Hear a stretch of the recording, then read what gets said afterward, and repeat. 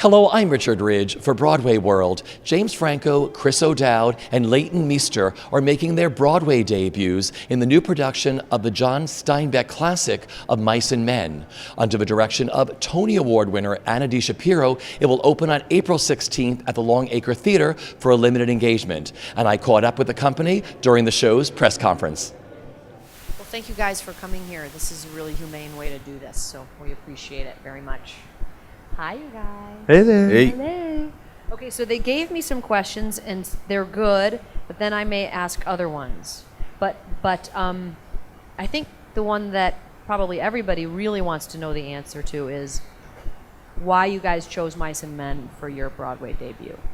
So let's start with you, Leighton. Well, hello. Is it working? Okay. I guess, well, it kind of chose me. I mean, you know, we started talking, and now that I'm in it and doing it, I can't believe how cosmic and amazing it is, and how much more meaning it has, and how many memories it's bringing back about, you know, my first time reading it compared to now, and discovering all these new things. So I don't know. I mean, I guess it chose me, and I'm really grateful that it did. I guess mine is an answer in two parts. I'm going to start with the second part and work backwards. No, I guess it's definitely a piece that I've always liked for a couple of reasons, for two reasons. I feel like I'm generally undervalued by my friends. And so I saw in Lenny a kindred spirit in that regard. But I do genuinely, I find the relationship between George and Lenny fascinating, and I felt like there was something that we could bring to that. And also, I'm myself an economic migrant, and I feel like the play is about economic migrants, so that kind of spoke to me. And also, I was asked, and if you'd asked me to do Cats, I would have done Cats, which I'm still open to. So all of that combined is why I'm here. And if I get any of this wrong, I mean, David, or I'll just do the fast version. But I love, you know, theater is a huge part of my life. I just love theater and see as much of it as possible. But I've always just been a viewer, a fan, and I flirted and thought about the idea of Broadway, you know, for a long time now, and as a film actor, I think the commitment is always something that is scary if you haven't done it, and you know, you would think about having to do one character for so long, and also, like, I guess the fear of, you know, making the debut and wanting to, you know, make a splash. All of those, you know, things, you know, go into the thinking, and you know, in a sad way, can keep you from doing it. And so I got to a point where I just thought, you know, I'm just going to do it. You know, maybe it's not going to be the perfect thing, or I don't know. I'll just do it. And so I started looking into certain productions, and for scheduling reasons, I couldn't do them. And then Of Mice and Men came around, a slightly different incarnation of this, with Anna directing. And we're talking about 4 years ago, maybe. And you said you wanted me, so that meant a lot to me, that you wanted me, you know, and I had great respect for Anna, and the fact that she wanted to work with me was almost, you know, was pretty much enough for me to want to do it. But in addition, it was the play I was waiting for. Like, this is it. It's an awesome role with the best director, and if you don't do this, then you're never going to do it. I mean, you're waiting for nothing. This is the one. And strangely and weirdly, that first incarnation didn't happen. And then David Binder, the producer of this version, came to me and said, I heard you had once been attached to Of Mice and Men, or with at least thinking about it, and I have it now. Do you want to do it? And I said yes, and because scheduling had been an issue before, I just said, look, I'm just going to commit. And, if we have to move everything around, then we'll just move everything around, because I just have to do this. And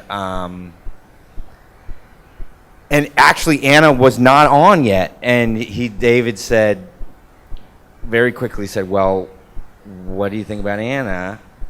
And not only was she now my favorite theater director after August Osage County, he showed me this interview with Anna, and it was the New York Times interview, and it said, what is your dream production? She said, Of Mice and Men. So I was like, well, this is a dream, So we asked her, and we were very fortunate that she said yes, and here we are. That's so great.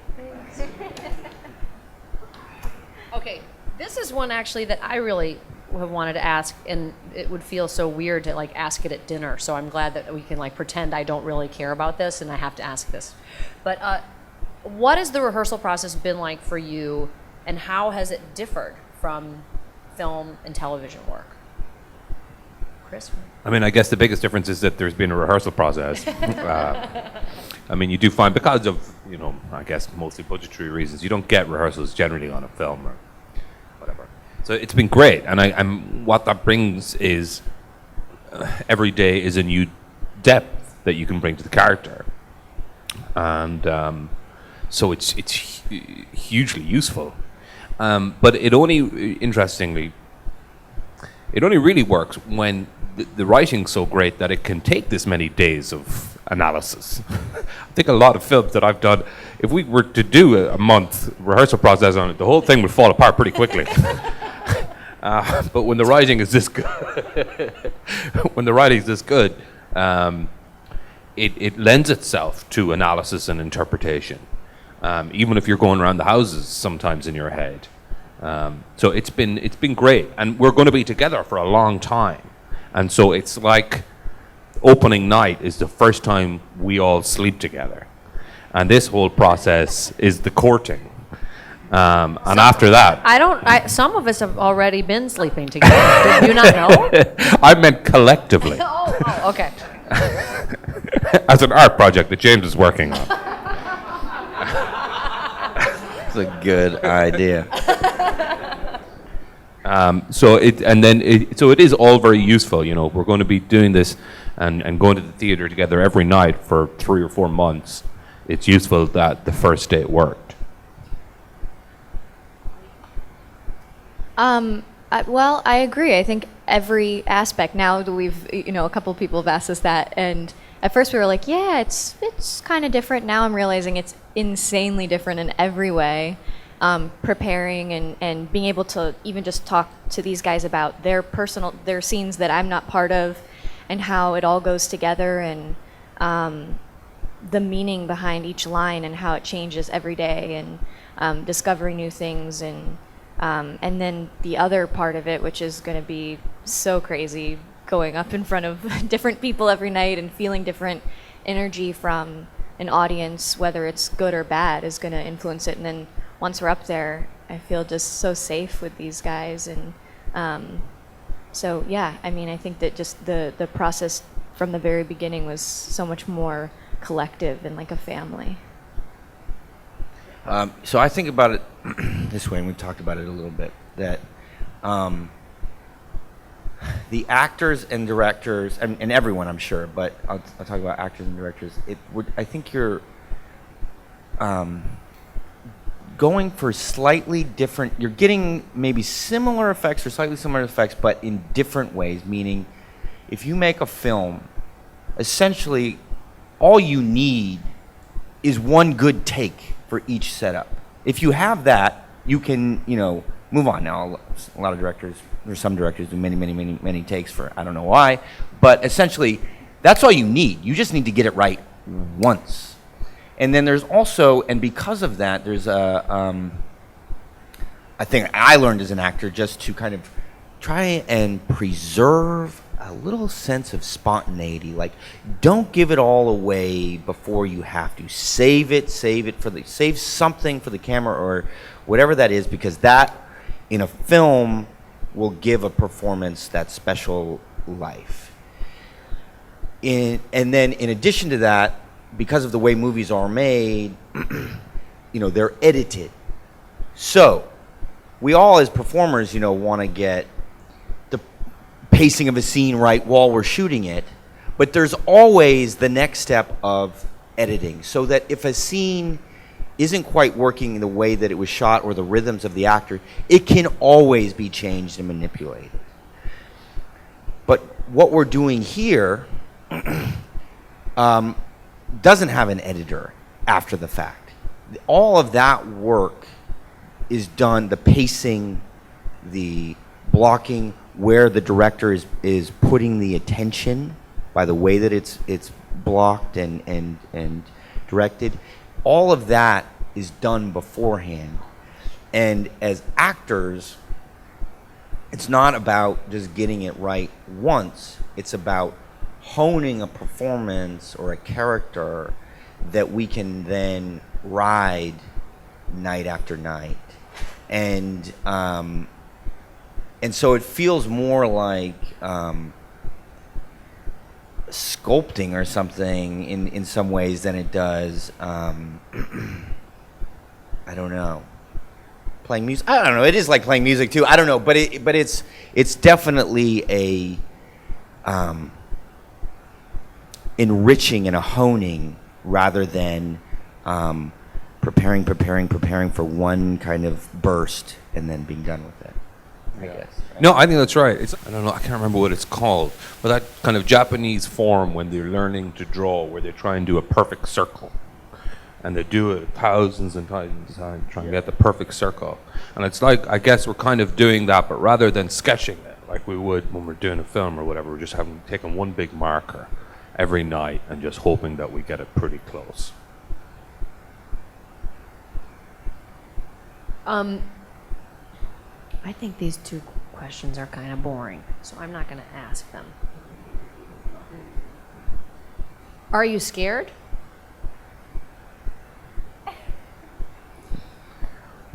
I always say no, but then I feel like a tacit. I feel like he should be. That like I shouldn't say that, like I'm setting myself up if I say I'm not scared or something. But I feel like we have the best director around, yeah. And I'm an actor who depends on directors, so I feel like we have all the cards in our hands. Yeah, I feel very comfortable with all of our players. Like, Anna's, I hate kind of being nice about her when she's here, but she's an amazing leader, and we kind of feel very, very safe in her hands. And that does take a lot of the fear away instantly. And then I can kind of look at Leighton when we're on set, or the set. Stage. And I've been teaching them that here we're not on set, we're on the set. But then when they're literally on the stage, they're on the stage. It's just training. They'll get it. but he's called the set designer. Yes, which is why yes, I understand. Listen, I'm not saying it's right. I just don't want you guys to embarrass yourselves in front of your theater friends. Because then I would have been a terrible ambassador to this place. So I don't want that. But no, I honestly feel more excited than fearful right now. I think the fear will come. I'm pretty scared. No, I'm not. I'm really not. I think that when I think about it, when I meditate on it, I'm like, oh my God, it's too much to handle in one thought. But when we're here and taking it scene by scene, and I'm with everyone, and we're in the moment, it feels so good, and I feel like we're in really good hands, and I feel safe, and I think the great thing is that we have incredible writing, incredible director, incredible team, and then the characters are so, even if you just, like you said, if we just skated on top, it would be beautiful, but going in depth is even better, and it's been lovely. Fantastic. Okay, can we? Yes, right on. I think just for the sake of time, So Brent Lang from the Raft. Well, I'm wondering if after all of the economic problems that we've had in the country, this play and this story has greater resonance than it might have had, say 10 years ago. I think that, unfortunately, there have been few times in this country's history where the plight of a certain class of people or a certain industry of people hasn't been a kind of timely thing. So you're talking about the thing that I've been the most fascinated by at this moment with the play, because you're right. I mean, I was fascinated with the play 5 years ago for a shade of, just a shade different reasons, but different reasons, is that when Steinbeck wrote it, he had been a migrant worker himself, essentially, but that had been like 10 years before.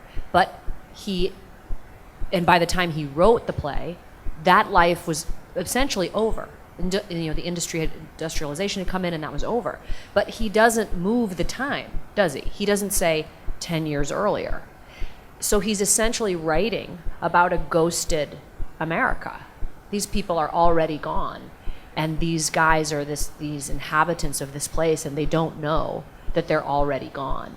And I think that for me, the timeliness politically of the play has to do with our country's kind of willful blindness to our kind of eventual obsolescence, and how what is being visited on the individual in a country will eventually be visited on the entire joint. So yeah. This is Lindsay Champion from BroadwayWord. Hi guys. I'm curious about the first time you read this play, be it in high school or whatever, and what really hooked you about it. Well, Leighton read it before all of us. So. She was in I seventh grade. read it in 7th grade We read it like last year. I was doing my post-grad. Still didn't get it. I actually did not ever read the play until I began work on this production. So, and it's different in really an amazing way, especially for me playing Curly's wife. She's brought to life in such a different way. And rereading the book as an adult is so different because, I was 12 or 13 when I read the book. And, we talk about symbolism and the meaning behind things and the different characters, but as an adult, you've had life experiences and I've seen things firsthand now, and so it just has taken on a different meaning, and I think that those topics are really hit on in the play very well. This is Zach Stewart from TheaterMania. Hi, I'm really interested in the relationship between these two men. What responsibility do they feel for each other and why? I mean, they're so very poor. You could easily see it as an every man for himself thing, but it's not. George has this tremendous amount of responsibility that he feels towards Lenny. Why do you think that is? Well, I guess to kind of follow up on what Anna was saying, I think this book and the play, it says a lot of things, and when it fits in, I guess there were 3 Steinbeck books, his kind of migrant worker trilogy of In Dubious Battle, Of Mice and Men, and Grapes of Wrath, and this one of the 3 doesn't really deal with the kind of the worker situation like the other 2 do.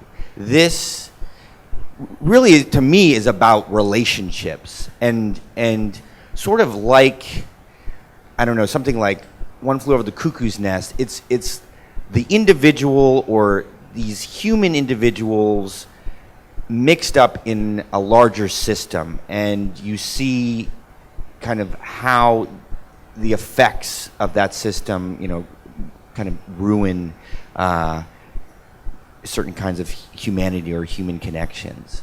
And I think just as a creative person, as an actor, a writer, or whatever, I mean, I'm about relationships. That's what I'm drawn to in a piece. And this is a piece that I think is really centered on a relationship. And here, what is George, is feeling for Lenny? I mean, the setup is that he's got this guy he inherited, and he just kind of takes care of him because George is a decent guy, and he values Lenny, but Lenny's, a big burden at some points. But what he doesn't realize until the end is that this was the key to his entire life, and that so when he's gone, his life is over. And so I think, to me, that that's what I pull from the play, and what makes it alive. I mean, when you go and watch On the Waterfront now, you don't care about the dock workers' strike.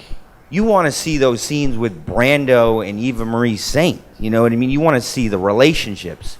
It's and that's what pulls you in. So, anyway. This is Paul Dukuchitz from the Broadway channel.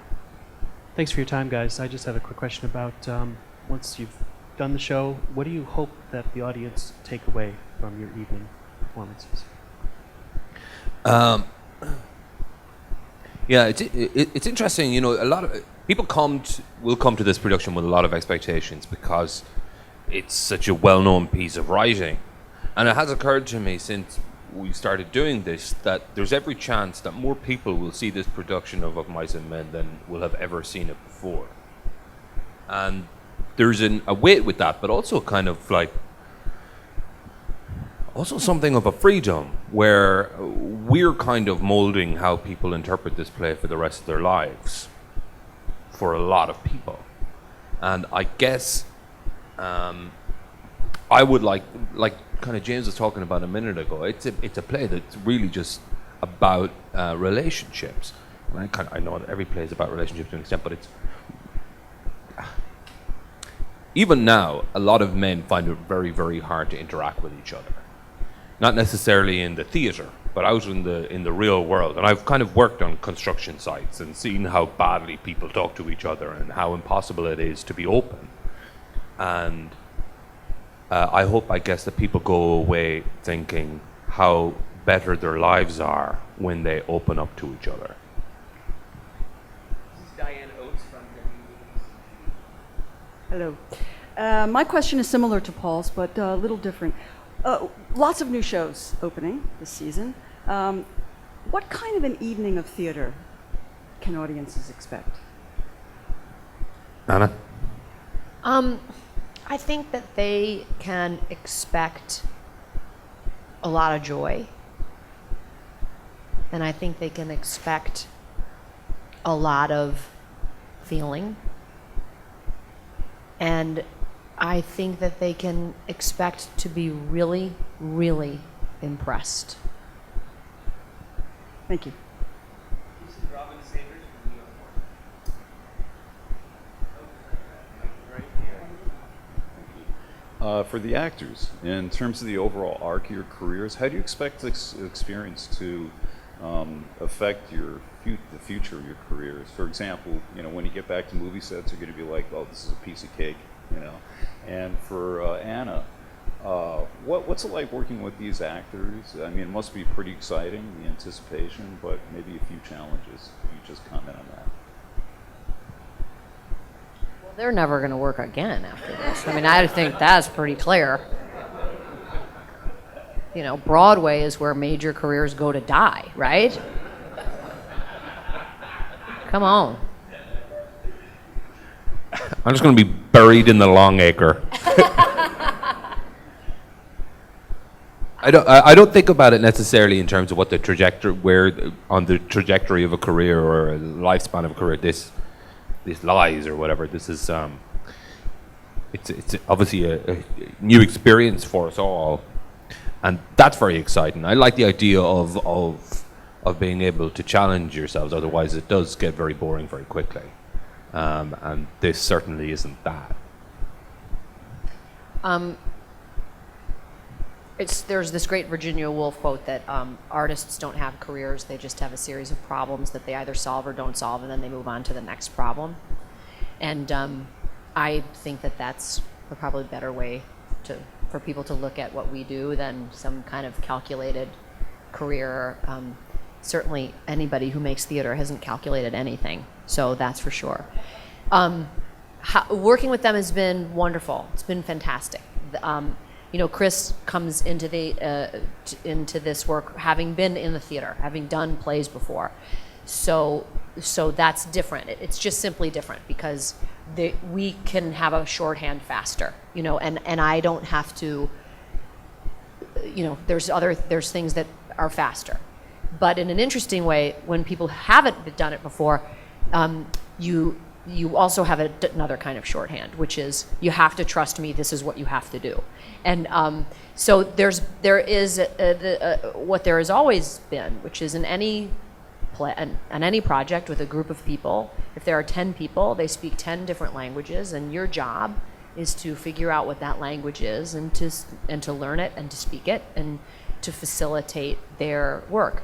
One of the questions that everybody asked me when we were doing press for Motherfucker was, how do you go about creating an ensemble like August Osage County? And I thought it was just such a stupid question, and I had to, literally everyone asked me, and I thought, well, I don't even know how to answer that.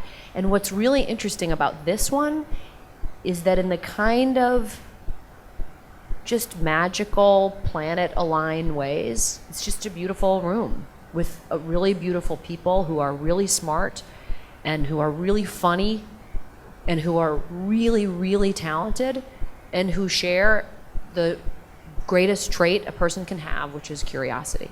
So it's awesome. It's great. They're the best. I love them. How are you? You've just started this magical journey. You're going to have the time of your lives, the three of you making your Broadway debuts. I've spoken to a lot of actors about that first table read and how exciting that is for them. What was your first table read like as a company? Anna gave a great speech. Oh, yeah, Anna gave such a great speech. Do it now.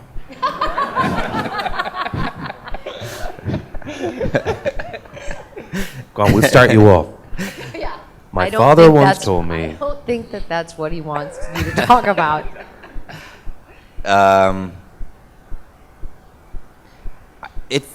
It just felt good. I don't know. We were in Chicago. We were in Chicago.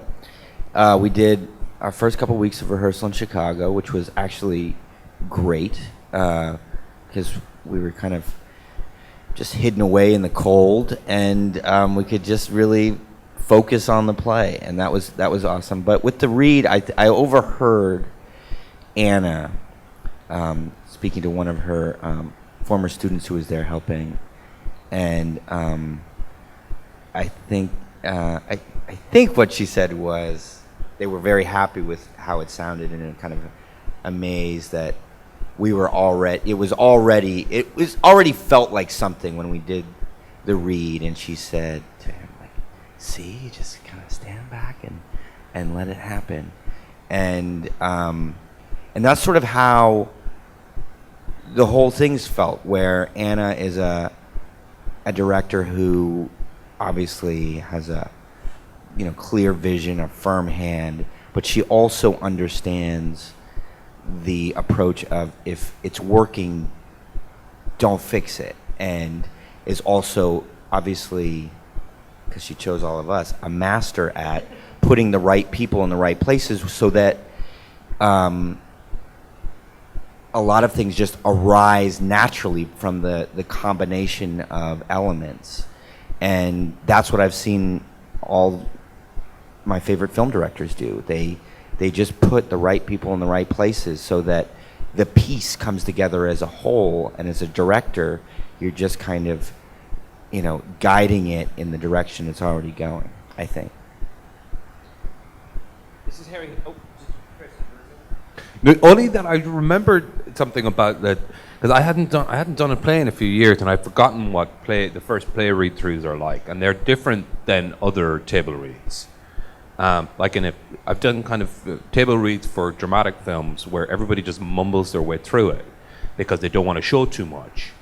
And then as a comedy writer, when we have to do a table read for something, I make sure that everybody does it like they're going to do it, so I can tell whether the jokes are working. And then this is kind of somewhere in between. So it was kind of fascinating. This is Harry Hahn from Playbill. All three of you have such wonderful roles, and I have a lot of sympathy for each one of you. People that won't reach their dreams. I was wondering what moves you about your individual characters, and what do you want to bring out to an audience? Well, it's like I said, it's somewhat cosmic, if I can use that word, in describing playing this character and finding life in it, and just the meaning that it has for me, and how much you have invested, or me personally, I have invested in her and then their characters, and how everybody has a dream and what they want, and they all really deserve it. And weirdly, it's connected me so much with feelings from my childhood, not to get too crazy, but just thinking about how my character, her main goal is to have a friend and have attention, whether it's good or bad. How she, kind of like all the other characters, wants a father figure. And, one of the moments in the play, she talks about her father and how much that relationship meant to her. And I think everyone's kind of looking for that. But, just how much everyone is sort of childlike, even, obviously Lenny is very connected with his inner child. George is, always scolding him and looking for the father figure, I think, at least through my interpretation, and Candy's very like in the schoolyard, guess what the gossip is about, so-and-so, and Curly comes in and he says he's going to beat everyone up. It's just being connected to the most raw and young emotions that we have, and that's kind of interesting. The thing that I've been taking with me, both going every time we get on stage, but also when we're not, is that Lenny is unburdened with any expectations that he has for the world, or that the world has for him. And to him, every day is a fresh adventure that lets him down. And I've been kind of, while we've been doing this, almost trying to live my life like that, because we all carry so much baggage with us all of the time, like you're pissed with somebody about something, or this other thing happened, and to kind of the glorifying clarity to start every day with the hope that it's going to be this amazing adventure is what I find incredible about him. I'm just thinking right now. I'm trying to think because with George and the relationship with Lenny, if in some ways it feels familiar, even though I haven't really had a friendship exactly like this. But I was trying to think of why it feels familiar, and I suppose I think it's sort of like being a director, and you have these people that... I'm not sure I like what this is saying about actors. No, that you value for certain reasons, and then in other ways you have to sort of put them in line. And like Lenny is an average actor. I think he is. I mean, it's sort of like of taking care you of want himself. him around. You want him in your life. You wouldn't want to live life without them. I mean, the great Anna Magnani said like actors are like crazy and insane and hard to deal with, but I'd hate to be in a world without them. And that's like George and Lenny. Like, he doesn't want to be in a world without Lenny, but it takes a lot of kind of directing and just kind of keeping him in line. And I think that's why it feels so familiar. For the last question, this is Allie from the Columbia Spectator. Hi guys. So I was recently in high school, obviously, and we studied Steinbeck, and Me too. Awesome. And he's from the 20th century, and he was kind of a look into the recent past. And so how do you plan to make Steinbeck relevant to the millennials? And what do you plan to give us that we didn't get out of like our high school education when we read it in class? We're ready to bury the word millennials, right?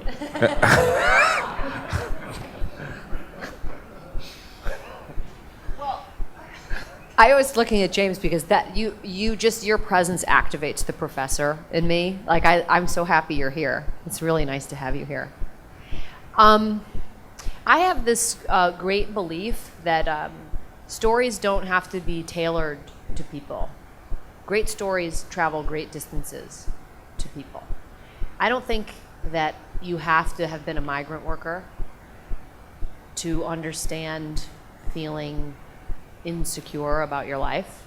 I don't think you have to have been a 30-some-year-old dude with a troubled friend to understand how complicated love is. And I don't think you have to be a 20-something girl with a lot of wishes for herself that are probably not going to come true to understand disappointment. So I don't think we do any young person a service by trying to make the path to a big story easier for them to walk to. I think you can walk it just fine. And it's a great play.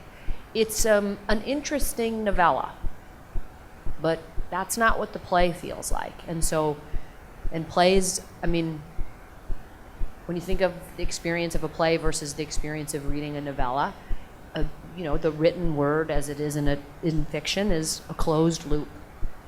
And plays are not a closed loop. So you come in and this part of the loop is done, but it's not finished until you're sitting there.